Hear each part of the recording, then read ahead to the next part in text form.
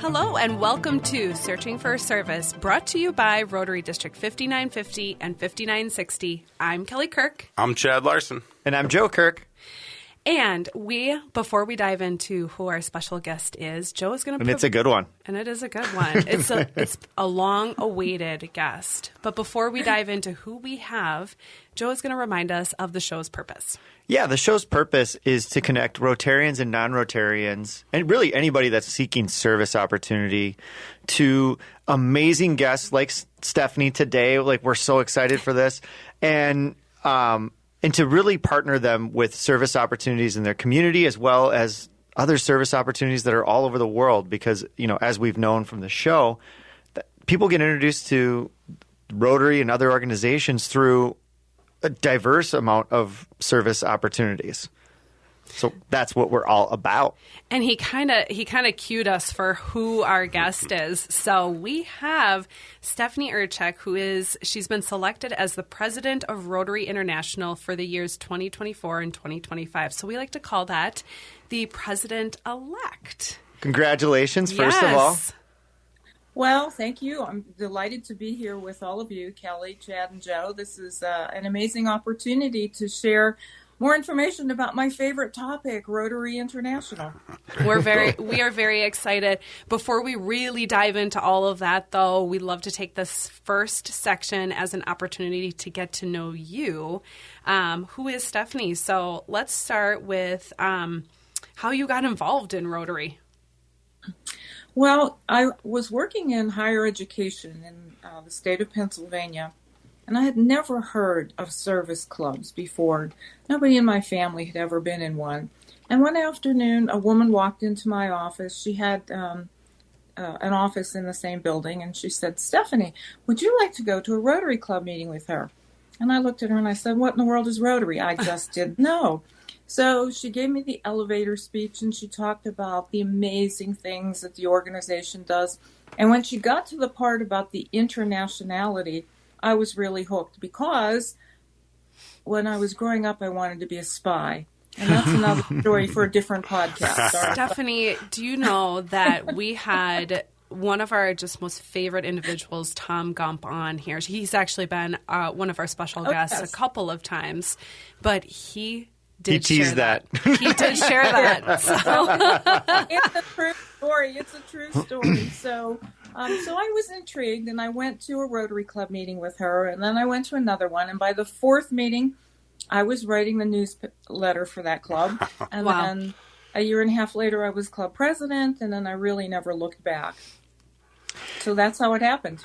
You know, and it's so funny. We've had now, 30 plus people on this show, and it's so funny. A lot of them are like, "Yeah, I just went to a meeting, and before I knew it, I was, Yeah, it doesn't take long, right? I was asked to do something. Find delegations. Went to Guatemala. Well, it's interesting. People are attracted to Rotary for different reasons. I was kind of like our founder of Rotary. Rotary's founded in 1905, and the man who started it was an attorney.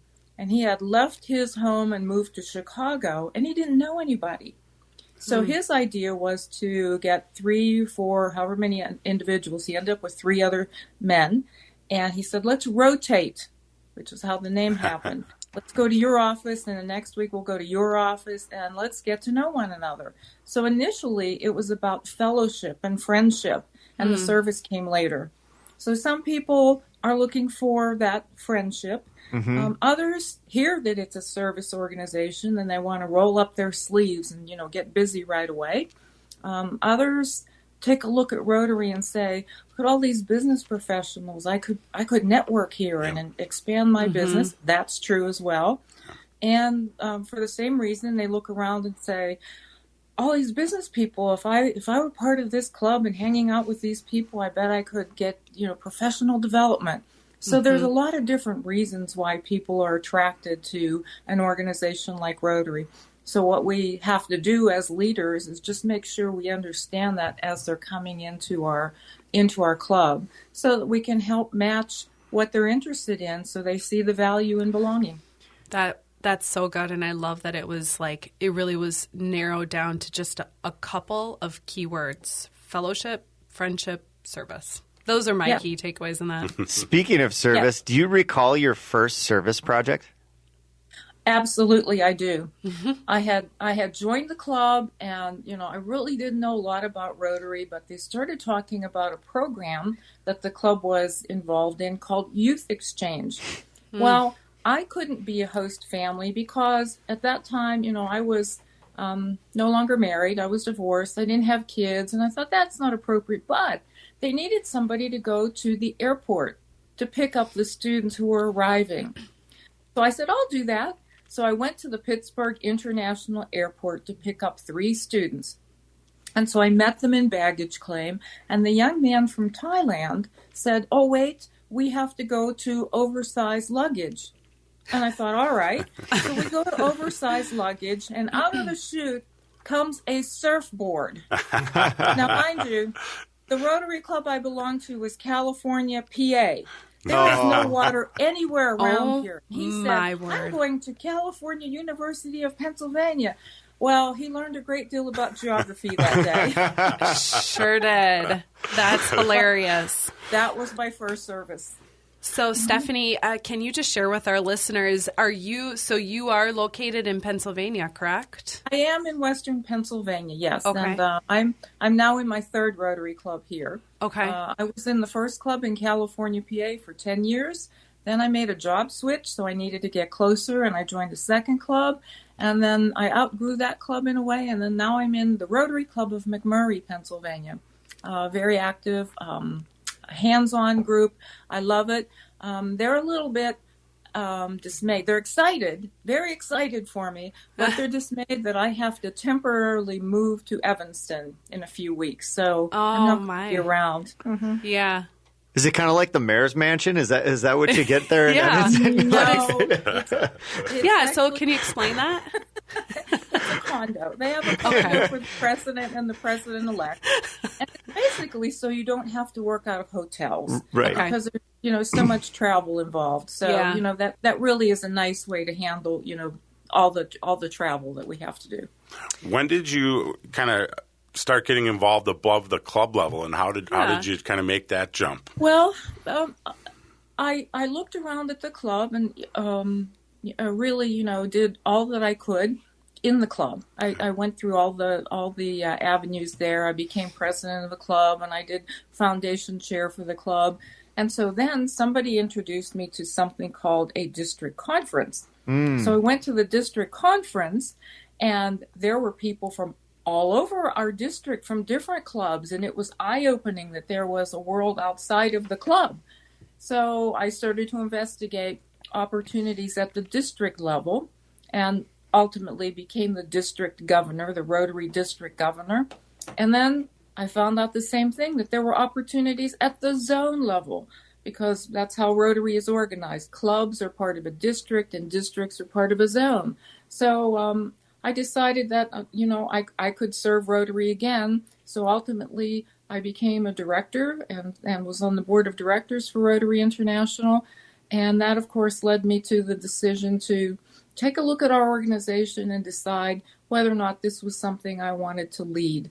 And for me, it's about being the right leader at the right time. So when I investigated where we are as an organization, I thought this is the right time. That's really fantastic. And kind of as a little note to our listeners, too, is just to, as you're learning more and more about Rotary and how it works, is, it starts so simply. It starts so simply by picking somebody up at the airport, and then next thing you know, you're president-elect of Rotary International.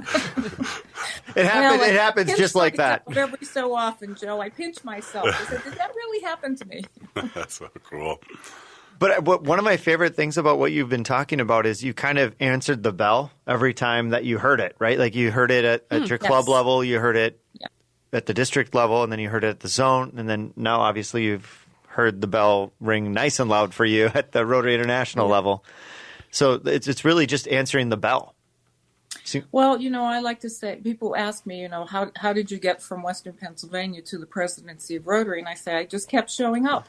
Yeah. When I was young, I developed a mantra that I still use today, and it's life is always more exciting on the other side of yes. Say yes, and then just figure it out. Now, that could get you in trouble with your parents, so you have to be careful, as long as it's not illegal or immoral. But I'll never forget the time I had decided that I was going to go to India for a national immunization day for Rotary. Mm-hmm. So the day before I left, I called my mother and said, "Hey, Mom, guess what? I'm going to India tomorrow." She went crazy. She went absolutely ballistic. Why didn't you tell me before this? How long did you know?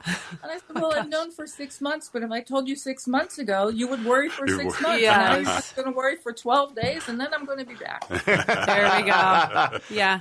No need to worry. It's all That's good. right. Mm-hmm. As parents, I'm like, I get it. Yep.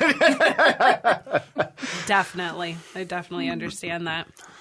Well, we've got about 45 more seconds left in this first segment. And, what was the, do you guys have a good question? I was just going to kind of BS one, but you guys got a good one. No, I mean, when we come back from the break, I would like to learn a little bit more about,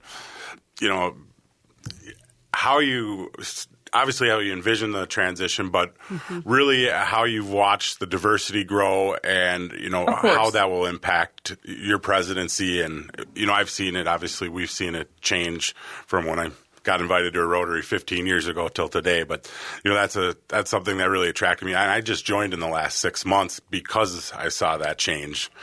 So I'm interested. Congratulations. Welcome to Rotary. Thank you. Yeah. Thank And you. because of the show. Yeah, and meeting some fun people. That's really what I would like to learn more about. Sounds good. Okay. As a reminder, you are listening to Searching for Service. I'm Kelly Kirk. I'm Chad Larson. And I'm Joe Kirk. And we'll be back.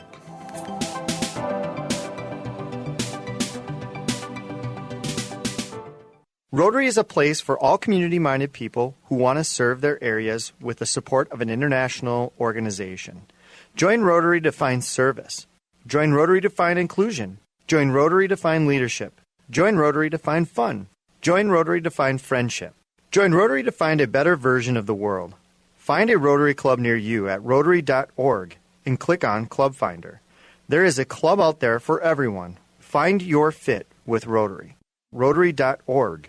For decades, eradicating polio worldwide has been Rotary's cornerstone cause. We are incredibly close to ridding the globe of this virus, but we need everyone's help to get us to the goal. World Polio Day is October 24th. Please consider making a new donation to Polio Plus or increasing your already generous giving. Go to endpolio.org to be a part of this historical eradication of polio. You will help get vaccinations to the most remote parts of our world and help fulfill a promise we made to end polio now. 2 drops and it stops.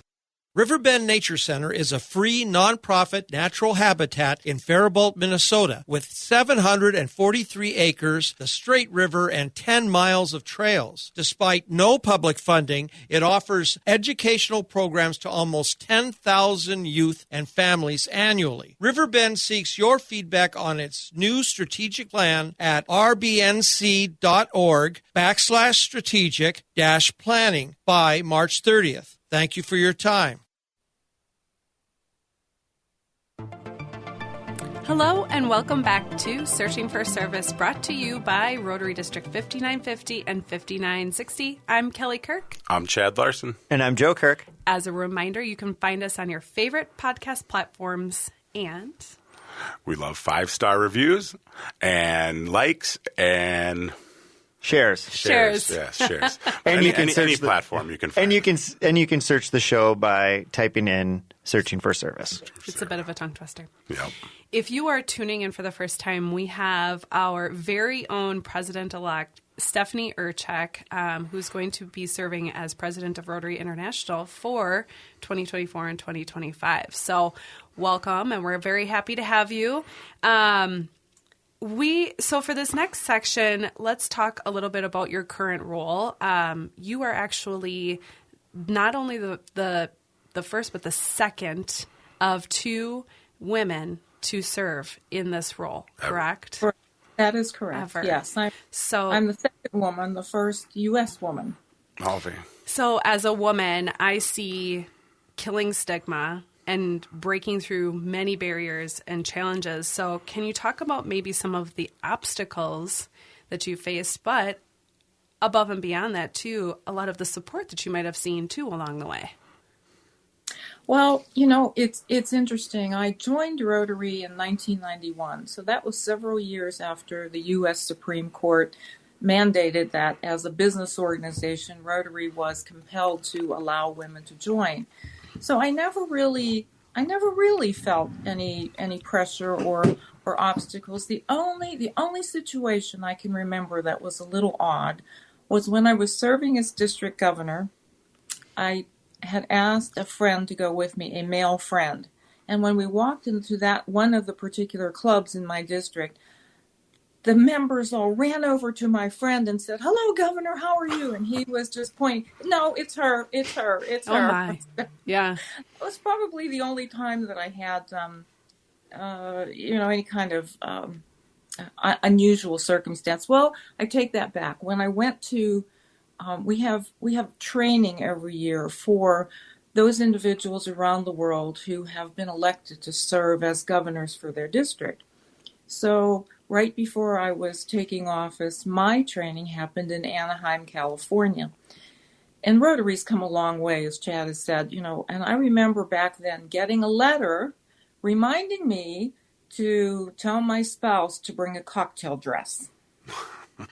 Wow. First, I didn't have a spouse, and secondly, if I did, I don't think he'd bring a cocktail dress. Yes. So, we've come a long way, and that's one of the things that gets me so excited about Rotary is that we really are matched up to the world. Mm-hmm. Rotary started in 1905, and things were very different. And although women were only admitted officially in 1989, when you look at the history of Rotary, women have always been someplace. I had an opportunity to visit the Paul Harris home, which is outside of Chicago. And as I walked around the home, there are pictures in every room, and there are pictures of Paul sitting at a table, our founder, and right behind him, Jean, his wife. She's always in the pictures. Mm-hmm. And when I think about, all of the people who have gone through Rotary, and many times are couples. If one person is doing Rotary, the partner is doing Rotary too, even if they don't have the title. So I think women have always been involved in the operation of Rotary. It wasn't until the Supreme Court said, "Now you have to give them the title," that we actually became members. Being the second president. Well, president-elect, but being the second, what is one thing that Jennifer Jones really blazed in terms of the trail that you really look up to? Well, she broke the glass ceiling, mm-hmm. So that was important. It was important, and it's important for all of us as leaders to make sure that we understand that we're role models. People look to us. And, I hope that there will be younger women, professional women who are joining Rotary who look and say, okay, there's a woman at the top. If she can do it, I can do it too. Mm-hmm. And I think that's true for all of our diversity. And that's one of the most beautiful parts about Rotary now. We have embraced the diversity, equity, and inclusion statement. And when I talk about it, I always add the letter B. I say DEIB, and the B stands for belonging.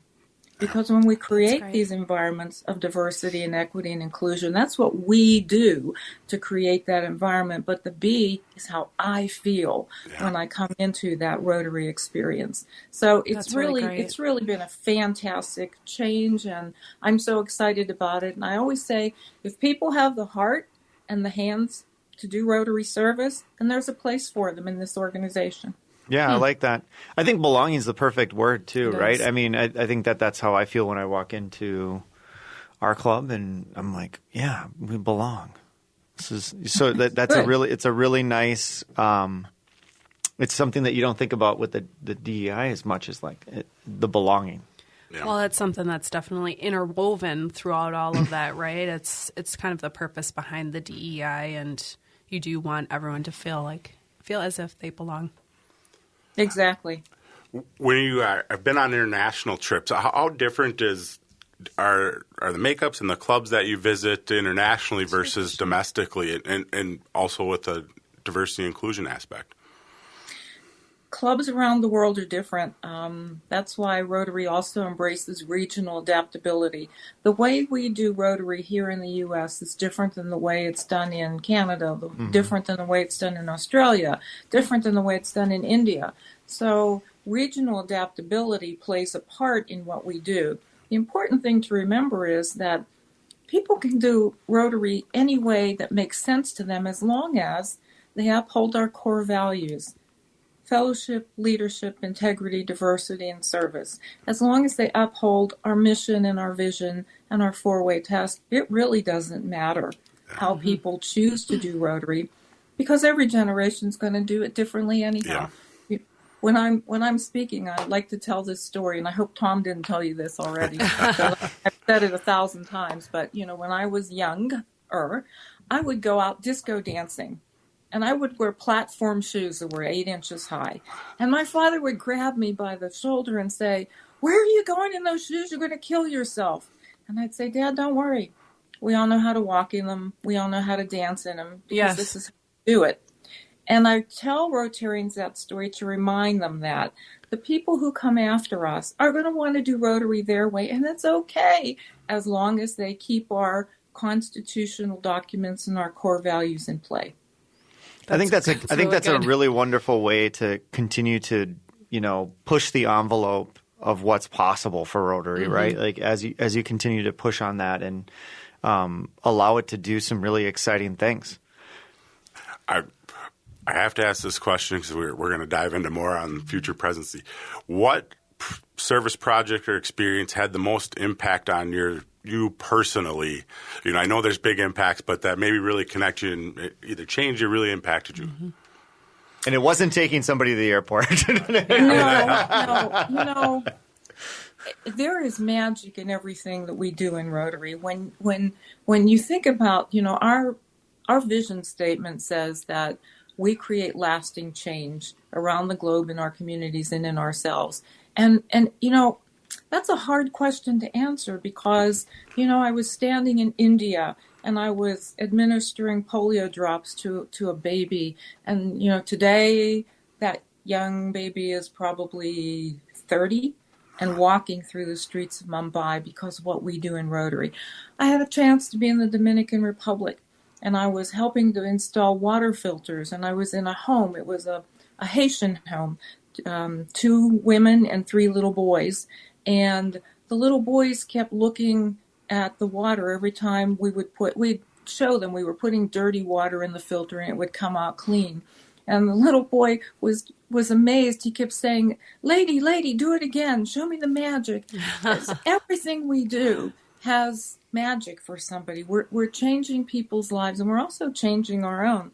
I'm a much different person today than I was when I joined, Rotary all those years ago, because I've had an opportunity to get involved in so many things that are life-changing. I will tell you that the one trip that I did take that had a personal impact for me was after we had my district had rallied around a project. I found a hospital in southeast Poland that didn't have any mammography equipment. They had a machine at one time, but it broke, and so in 1971 they pushed it in a corner and it sat there. So when we did some investigation, the women in Poland at that time had a survival rate from breast cancer greater than 70 or less than 50%. In the U.S., it was greater than 75%. And I thought, my God, that's something that Rotarians can help with, because everybody has an important woman in their life. A daughter, a wife, a mother, an aunt, somebody. So every club in the district rallied, they did things, and we ended up getting that mammography unit over into this hospital in this little community called Nowa Huta. Well, after it was over, I asked the Rotarians in Poland if they could find a driver who could find this little village called Losza. And they said, probably, give us a day or two. And they came back and they said, yeah, we have this guy, he can find this village. Why do you want to go there? And I said, because that's where my grandparents came from. Oh, that's so incredible. I had an opportunity. Yeah, I had an opportunity to go into the village and walk where my grandmother walked and where my grandfather walked, and I saw the church they went to. So that was probably a very personal experience in Rotary that I wouldn't have had if it weren't for Rotary. That's incredible, Stephanie, and we're going to actually dive out of this section, but thank you for sharing that. That is the reason for this podcast right there. As a reminder, you are listening to Searching for Service. I'm Kelly Kirk. I'm Chad Larson. And I'm Joe Kirk. And we'll be back.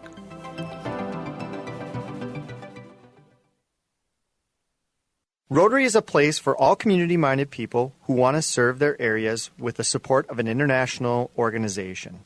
Join Rotary to find service. Join Rotary to find inclusion. Join Rotary to find leadership. Join Rotary to find fun. Join Rotary to find friendship. Join Rotary to find a better version of the world. Find a Rotary Club near you at Rotary.org and click on Club Finder. There is a club out there for everyone. Find your fit with Rotary.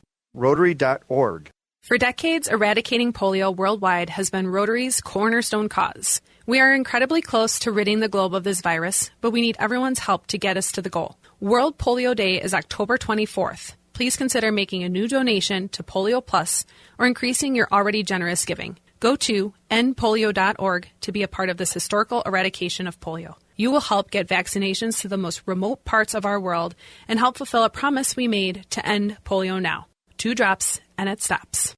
Riverbend Nature Center is a free, nonprofit natural habitat in Faribault, Minnesota, with 743 acres, the Straight River, and 10 miles of trails. Despite no public funding, it offers educational programs to almost 10,000 youth and families annually. Riverbend seeks your feedback on its new strategic plan at rbnc.org/strategic-planning by March 30th. Thank you for your time. Hello and welcome back to Searching for Service, brought to you by Rotary District 5950 and 5960. I'm Kelly Kirk. I'm Chad Larson. And I'm Joe Kirk. As a reminder, you can find us on your favorite podcast platforms and... comment, 5-star. 5 stars. The gold stars. Find us anywhere. Just listen to the show. It's great. Yeah. If you are tuning in for the first time, we have special guest Stephanie Urchick. She is the president-elect for Rotary International the year 2024 and 2025.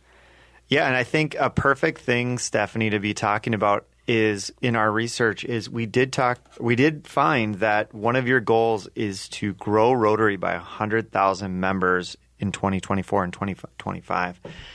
You know, how do you believe that we can achieve that? I mean, I believe we can achieve it. I mean, that's why the three of us are sitting here in the show, right? Is we believe that this show shows like this and other types of things that can really help. But what do you feel like are the core 3 or 4 things that really will drive Rotary to the next level in terms of membership?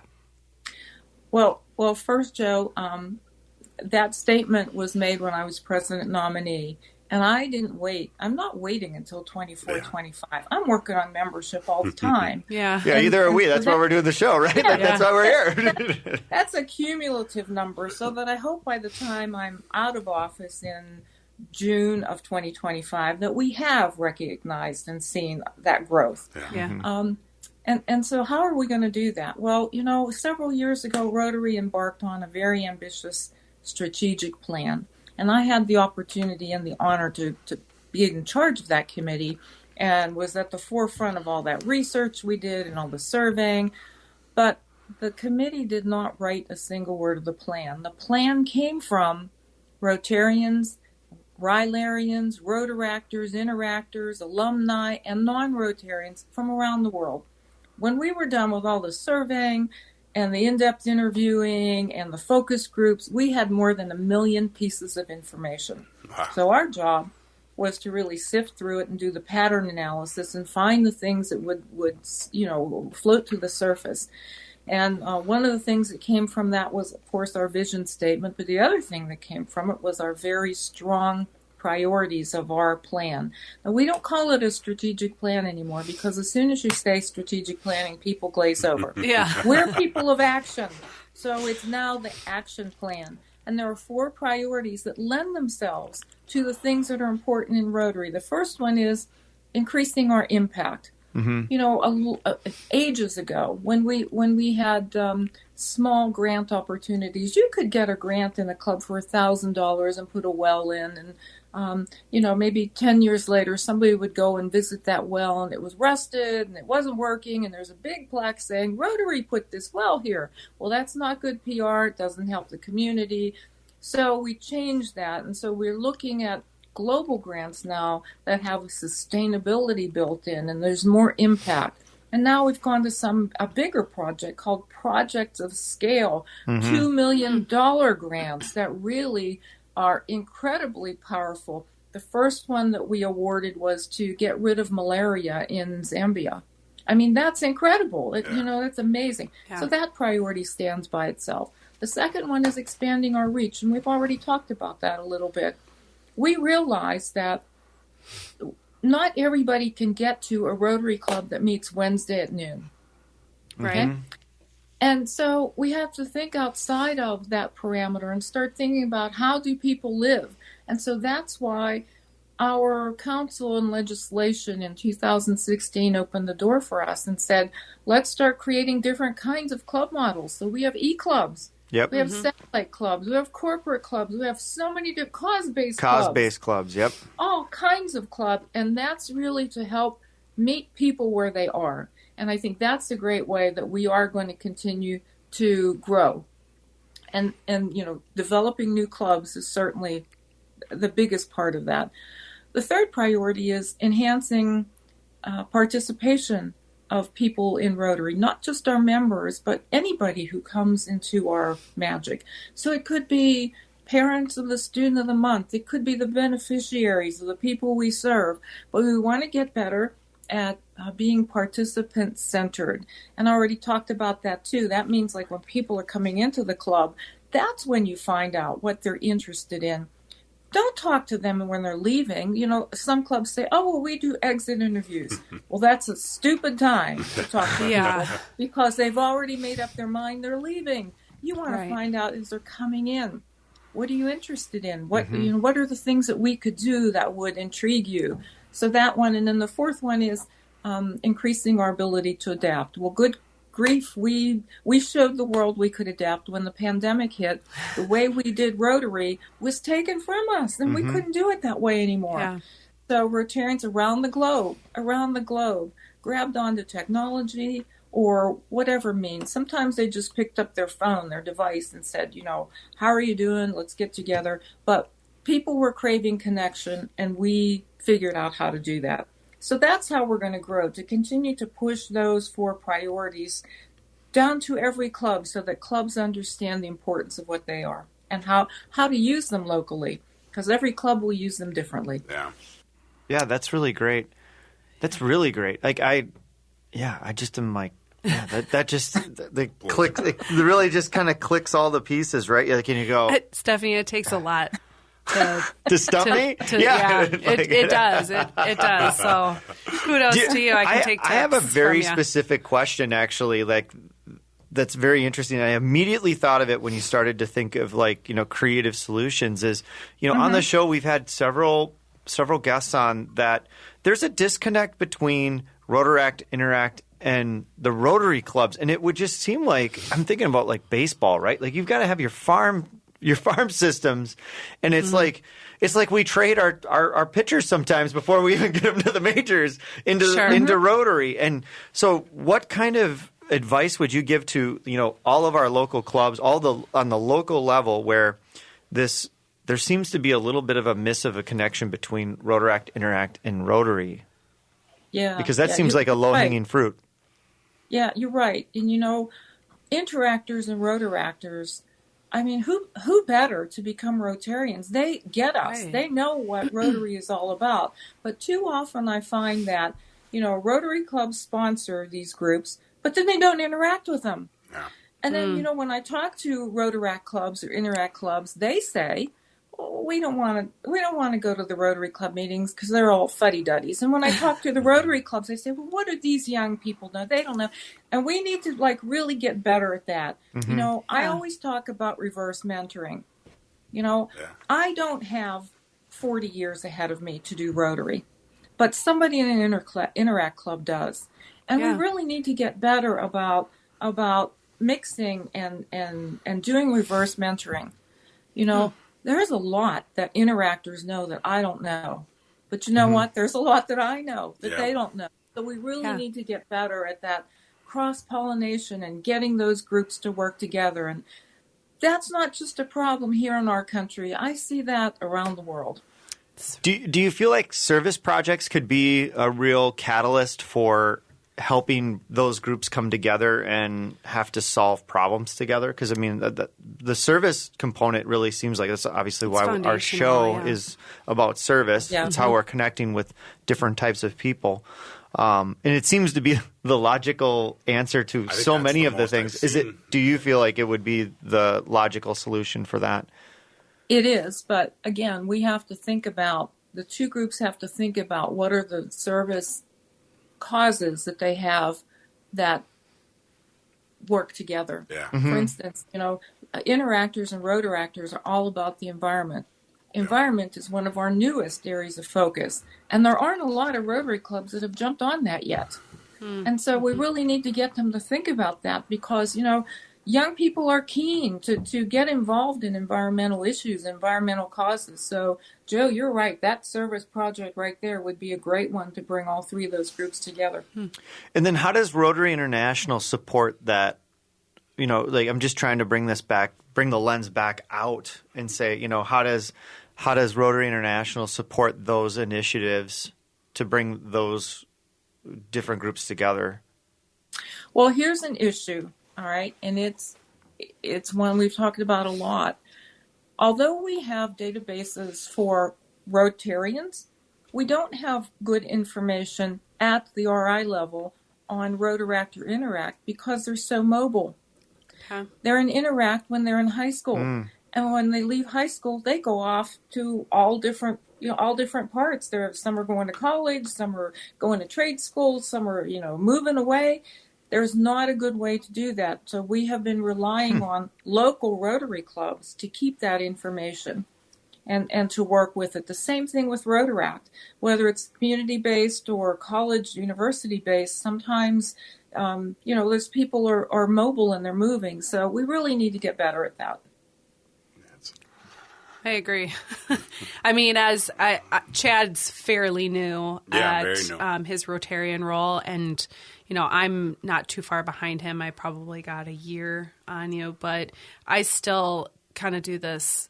I'm not sure how that pieces in with Rotary. Well, because there's a lot. There's so many different aspects of Rotary, and I mean, I'm fortunate. As are you doing the show, we learn a lot more, probably faster on different things. It's like drinking from a fire hose. It is. There is a lot of information and a lot of different ways to get involved, so it can be overwhelming. It's like drinking from a fire hose, and before you know it, Stephanie Urchick is right in front of you. Right, exactly. Well, we're about to wrap up with this section here, Stephanie, so I think that was just wonderful to kind of tie in some of the other components of Rotary. But in this next section, we really want to talk about your goals for this upcoming presidency and beyond. Your hopes and dreams. You are listening to Searching for a Service, brought to you by Rotary District 5950 and 5960. I'm Kelly Kirk. I'm Chad Larson. And I'm Joe Kirk. And we'll be back.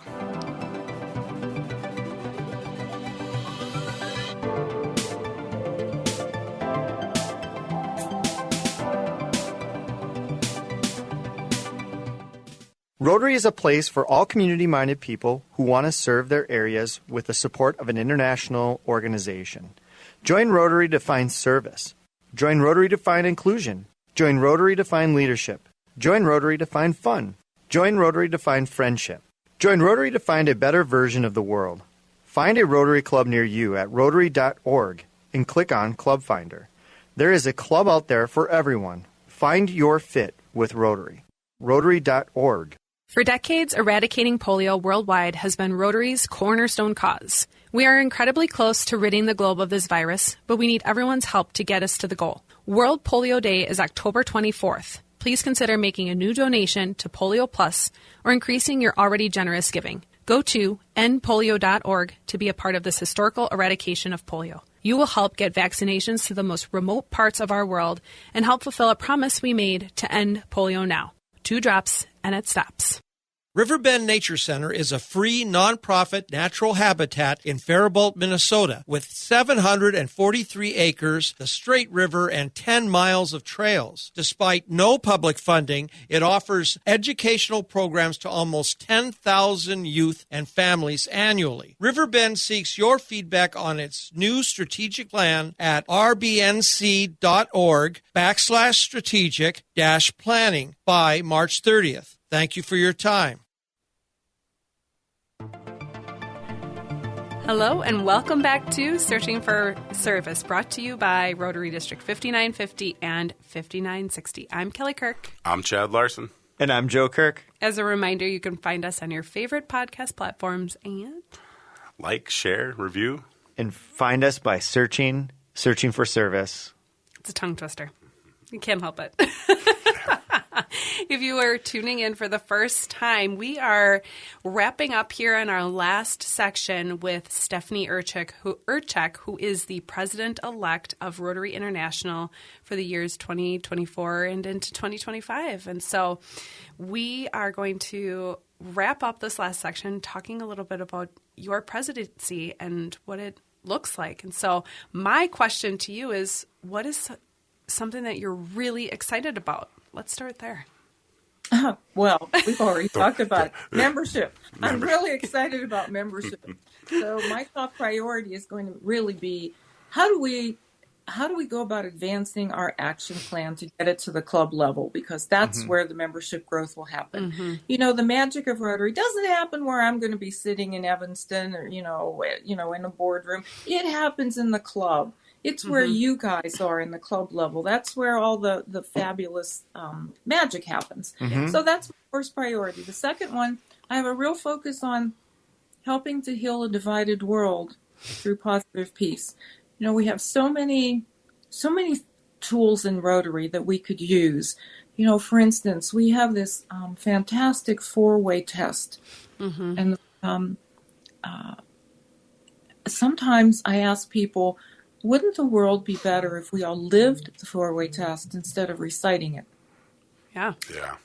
And, you know, there are so many ways that Rotary clubs can use that 4-way test. They could sponsor 4-way test speech contests in their high schools to see, you know, if young people can talk about it. They can, you know, be public facing with it and, you know, take it into corporations and communities. There's a fabulous project called Rotary Peace Poles, which are physical aluminum or other material poles that are planted in a park or somewhere in the community. And on the pole itself, it says, "May peace prevail," in languages that represent your community. I have seen that before. Yeah. I've seen it. It has a Rotary sign and it has a QR code so people can get more information. And then what the Rotary Club can do is encourage groups in the community to use that spot for any event that is about peace or unity. We, as an organization, are opening a new peace center because, you know, Rotary has peace centers around the world where we help train individuals. We're opening one in the Middle East. Yeah. During 24, we had, who did we have on that? I feel like Tom had talked about it, actually. It was another guest. Maybe. That's very cool. Okay. Pat Merriweather? Maybe. Could be, yeah. Yeah. Director Pat, absolutely. So, you know, that's all going to be an important part. And, you know, sometimes presidents have presidential peace conferences or in different places, but they tend to be focused on Rotarians putting them together. Mm-hmm. I'm not suggesting that during 24-25. I want to have one big conference in Istanbul. I want the world to watch what Rotary is doing. So in addition to a peace conference, it'll be the opening of the center. It'll be a celebration of the first class going through. It'll be an alumni reunion. We have more than 1,600 peace alumni around the world, if they can get there. It'll be a destination for directors and trustees to be there. It'll be a major donor event. And we'll have a peace walk open to the community. so that people can pay like a nominal $5 and walk with us for peace. And, then that money can be collected and given to one of Rotary's peace programs. So that's it. Those two things are important to me: membership and peace. And that's what I'm going to ask Rotarians around the world to get involved in. I love it. So when we have you on the show in 2 years, right? 2 years, we're going to have you back on the show. We would have had 100,000 new members of Rotary at this time. What are we cheersing to? Like, what are we going to cheers to? This is a practice, so we do this often. What are we cheersing to? What are we cheersing to? We're celebrating. We're going to send you a bottle of champagne, and we're going to cheers to 100,000 new members. So that's it. If we see net growth of 100,000 members, trust me, I'm going to be sending champagne to you three. Love it. I love it. I'll never. I'm not going to turn down champagne at all. Yeah, absolutely. What does 100,000 more Rotarians allow us to do? Like, what is the outcome? Everything. Yeah. Everything. Okay, Joe, we're a membership organization that does service. So in my mind, it's pretty simple. The more members we have, the more service we can do. The less members we have, the less service we can do. I wish there was a more complicated answer than that, right? Yeah, we really owe it. We really owe it to the organization to help share what we do with other people. I've said this before. I love Rotary. Just like you guys. I love Rotary. That's why you're doing this show. But I know that I'm not going to be here forever. Right. And by expanding our reach and allowing other people to come into this organization, that's going to ensure that somebody will be there to do the magic of Rotary once I'm gone. So that's what we need to do. We need to focus on sharing it, I'm helping younger people understand that, it's not your grandfather's Rotary Club anymore. Yeah. It's really something different. Yeah. I love it. Good. Nope. Go ahead. Oh, you had the question. Along those lines, and as we're trying to grow membership, what advice would you have for a non-Rotarian or a Rotarian that interacts with somebody to say, this is the reason or this is the path to not just join but grow? Well, I would tell them, that something that's really important is and it's important in any aspect of our life. It's important in a marriage. It's important in a career. Make sure that you fit. Yeah. You make sure that you belong, and there are so many different options with, all the things that I've mentioned. We have e-clubs and cause-based clubs and all, there's just so much available. Sometimes people will say to me, well, what do you mean I have to pay to do service? I can get my phone and do a meetup and go pick up garbage. But it's the value of a Rotary membership. It's all the other things that happen. It's the fellowship. It's the learning center. It's the opportunities that you have. So if that's the kind of service that you're interested in, then Rotary is definitely a place for you. Yeah, the connection, and I think the overall scope, if you want to be on the local level, then you have those opportunities. And as I've learned, there's so much. It can start there, and you can become president of the international. But it also connects on so many different levels that if you have goals of traveling international because you want to be a spy, or if you just really care about just being in your local community, it really encompasses all different opportunities too, which I think is a pretty cool thing. How do we know you're not a spy? No, you don't. I was just going to say, I'm like, wait a second here. She could be the greatest spy of all time, is what we're saying. Stephanie, above and beyond your presidency, where do you see Rotary long term? Well, I see it as the premier service organization in the world. Currently we have 1.4 million members. There isn't a reason why we can't get to 4 million members, 5 million members, because look at the world. The world needs us more than ever before. It doesn't matter where you are. In my own community, I live in Pennsylvania. There are babies that go to bed hungry. That's something that a Rotarian can help. All right. So everywhere you look, there is something that we can do to make the world better. We can create lasting change all over the place. It doesn't have to be in third world countries. So, that's just the important message that, if we keep our eyes open, you can see something you can make better instantly. Well, and again, it sounds like service is the silver bullet to everything, right? Like doing something for somebody else makes it really hard to be divisive, right? And it generates greater understanding, creates community and amazingness. And Rotary is just such an amazing organization to deliver that on so many levels. And I think actually like one of the Achilles heels of Rotary is that you can literally do anything. And if it doesn't exist, you can figure out a way to make it happen. So like Absolutely. I think it can almost be intimidating to some people.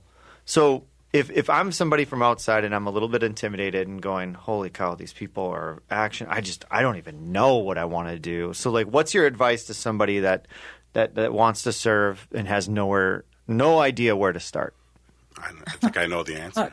Well, get involved in a local Rotary club, and they'll point you in the right direction. Right. We asked that one always does feel like a softball, doesn't it? Yeah. Same response. We got about a minute left here. What would be anything they want the listeners, as we leave today, to parting advice, parting information or advice? Oh, well, I think I mentioned it once before. I think as human beings, I think we all have that DNA inside of us that says, at some point we want to give back. Mm-hmm. Sometimes that gets turned off in people, and people end up being receivers instead of givers. Mm-hmm. But I think for the most part, people do have that DNA as a human that, you want to give back. I mean, if you're the parent of a child, when you have a child, you look at that child and you want to give that child everything you can to make sure that their life is better. Mm-hmm. We have that. So if that's something that, is focused, that is pulling on you, and you want to serve, you want to give back, you want to do things, then I want you to check out Rotary. You can do that in a number of ways. If you're in a community with a Rotary Club, you can certainly do it, or you can visit Rotary.org and find out more information about the magic that we do. Just keep giving. As Joe likes to say, it is the vessel and the vehicle. Stephanie, thank you so much for hopping on here. It's been a pleasure. You are listening to Searching for a Service, and as a reminder, it's time to stop searching and start serving.